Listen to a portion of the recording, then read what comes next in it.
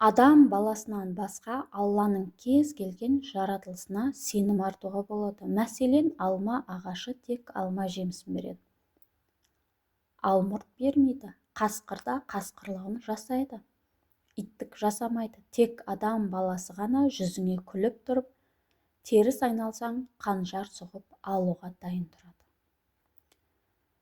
Кейбір жағдайды түсіндіру мүмкін емес, оны бастан кешу керек.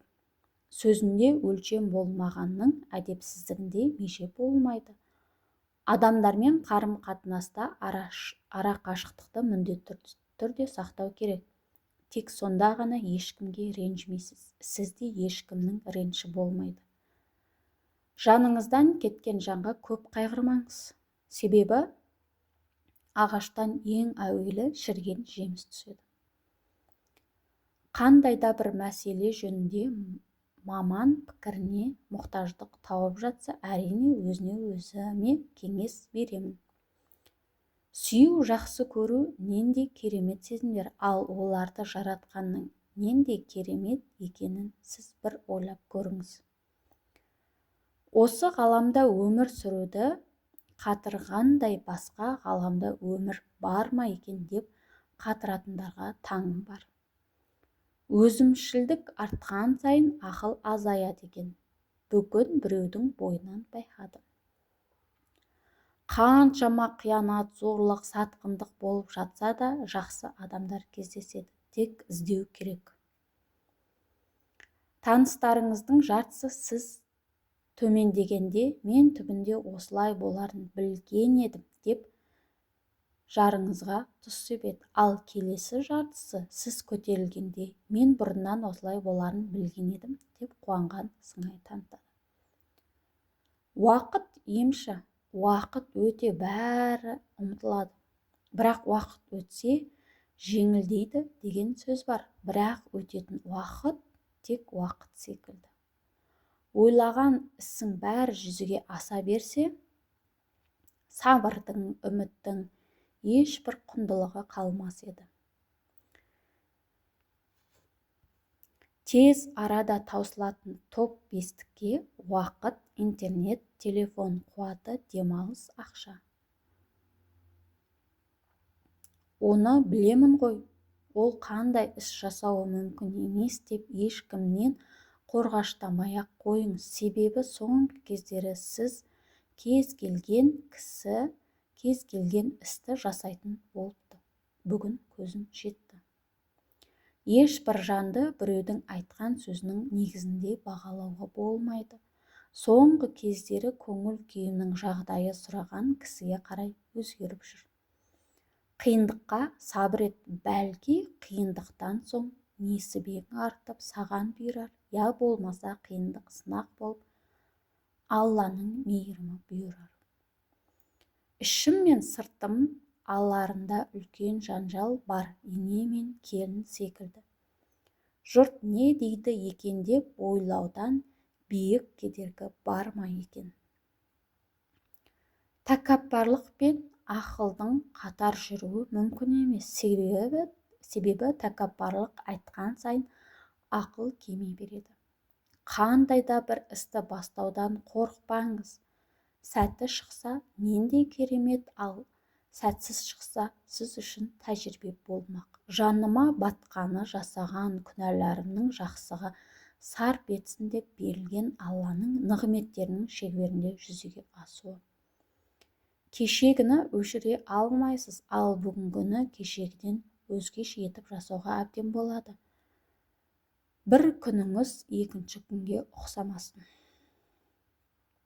Ақсақалдың аузынан махаббат жасқа қарамайды деген сөздерден гөрі намаз жасқа қарамайды деген сөз шыққаны дұрысырақ.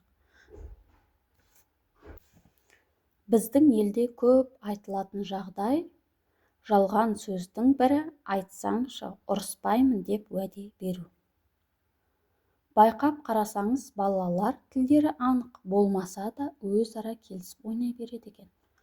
Ал тілі шыққан ересектер өзара жанжалдасып керісе береді екен. Бір кем дүние. Өмірде сатылмайтын дүниелер бар. Олар білім мен тәжірибе. Бастысы сіз ренжімессін деп қабағыңызға қарап жүрген кісінің қадірін тірі күнде білу керек. Кеткен кісі қайтып келеді ме, келмейді ме белгісіз. Бірақ сүйген кісінің күтетіндігі анық.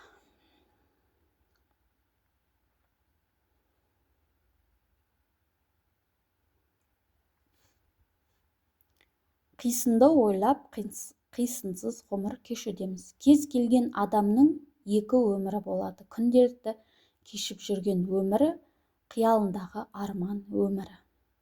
Көріксіз сұлу да емес, алайда жақсы қасиеттер бар тартымды кісі адамдардың бай кісіге жайындағы ойларынан. Мына жалғанда бізді берілген ең үлкен нығметтердің бірі уақыт. Сондықтан уақытты кімге қайда арнағанымыз парқында болуға тиіспіз. 10 сағаттан астам уақыт ораза ұстап, алайда намаз оқымай жүргендер Алла тағала маңдайы сәждеге тиіп намаз оқуды нәсіп етсін. Кейде танымайтын біреумен отырып, ішіңдегіні ақтарып әңгімелескім келеді. Сүйіспеншілік қымбат дүние, оны арзан адамнан күтпеңіз. Соңында опық жейтін қателіктердің коллекциясын жасап жатқандаймын. Өмірден ләззат алу үшін бай болу шарт емес. Қарны аш тойғанша жейді, аш көз өлгенше жейді. Бастысы ішкі жан дүниең сұлу болсын, қалғаны маңызды емес. Жақсы ғұмыр кешуді қаласаңыз, жаныңызға жақсы жандар жинаңыз. Уақыт өте келе адамдардың жасаған орынсыз іс-әрекеттеріне шыдауды тастап, көз жұма қарауды үйренеді екенсіз. Жақсы адамды табу үшін өзіңіз жақсы адам болуыңыз. Әуелі осыны түсініңіз. Даусыңызды көтеріп сөйлегеннен гөрі, сөйлегелі тұрған сөзіңіздің мазмұнды болуына көңіл бөліңіз. Себебі гүлді өсіретін найзағай емес, жаңбыр. Мұны еш ұмытпаңыз. Қаласам, оны кез келген күні тастаймын деп ойлаған әрбір іске негізінде тәуелді екенін бүгін байқадым. Көпті көрген де білмейді, көп оқыған да білмейді. Қазіргі таңда надан бәрін біледі. Сәлеметсіздер ме? Мен есімім Әсия Ерболқызы. Менің каналыма тіркеліп, комментарий жазып, қолдап отырыңыздар.